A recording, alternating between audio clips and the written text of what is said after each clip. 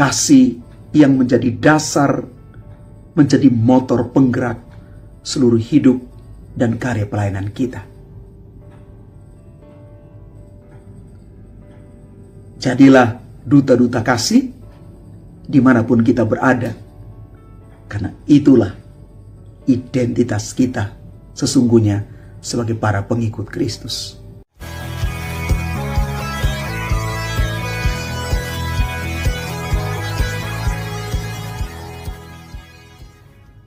Salam Bapak Ibu, saudara dan saudari, sahabat-sahabat garam dunia yang terkasih.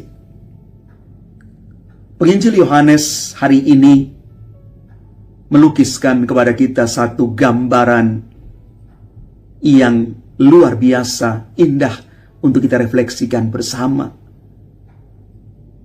Bagaimana Yesus menghendaki supaya para murid itu mengalami sukacita. Dan sukacita ini akan terjadi kalau para murid itu hidup berdasarkan kasih. Semangat cinta kasih harus menjadi dasar, menjadi motor penggerak seluruh hidup mereka. Para murid diajak untuk mengasihi Tuhan dan juga sesama. Perintah kasih ini menjadikan hidup mereka patut dicontoh. Cinta kasih adalah satu perintah yang Yesus berikan kepada kita. Maka kalau dikatakan sebagai perintah,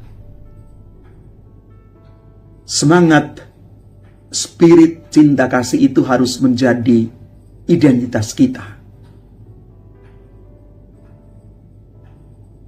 Kita boleh mengatakan, aku mengasihi Tuhan, tetapi di sisi lain,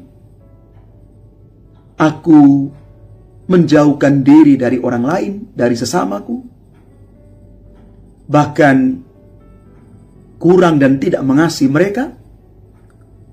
Maka sama halnya, saya membohongi diri sendiri.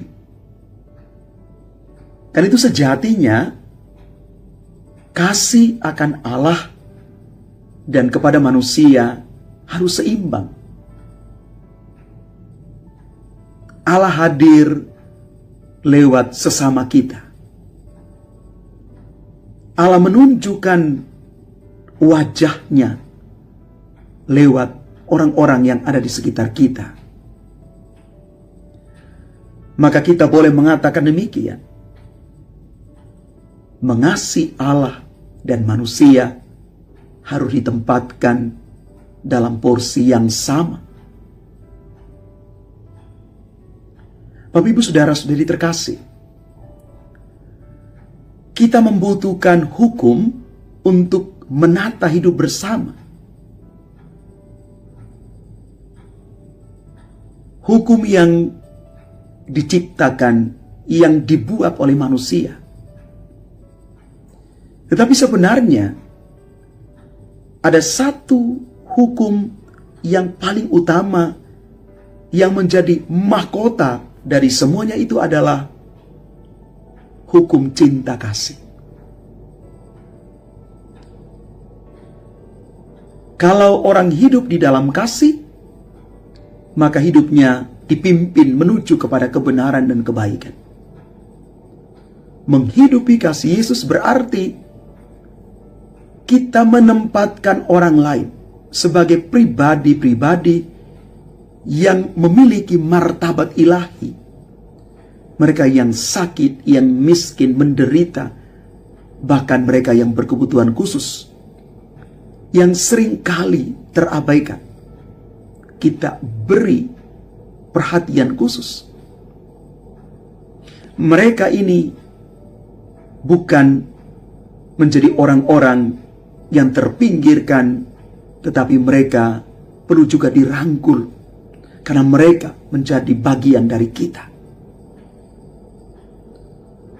Maka kalau kita mau mengatakan, aku mengasihi Tuhan dan sesama, dan hidup serta menghidupi identitas kita sebagai para pengikut Kristus yang mengasihi, kita harus menjalankan 3 hal ini sebagai perwujudan nyata bahwa saya hidup dalam kasih. Yang pertama, mengasihi artinya saya rela untuk memberi. Memberi apa yang ada padaku. Memberi adalah bukti nyata saya mengasihi. Yang kedua, saya belajar untuk mendukung satu sama lain. Ketika saya belajar untuk mendukung orang lain, saudara-saudariku, teman sekomunitas, anggota keluargaku, pasangan hidupku, aku memberikan kepada dia sayap untuk terbang lebih tinggi. Bukan borgol kepada dia supaya diikat dan dia tidak bisa berkembang. Cinta kasihku harus menjadikan diriku tidak egois. Dan yang ketiga, cinta kasih itu memberikan kesembuhan. Semoga kita menjadi komunitas-komunitas penyembuh. Keluarga yang saling menyembuhkan satu sama lain. Maka kita boleh mengatakan, di mana ada kasih, di situ Tuhan hadir. Mari kita menjadi pribadi-pribadi yang hidup dalam kasih.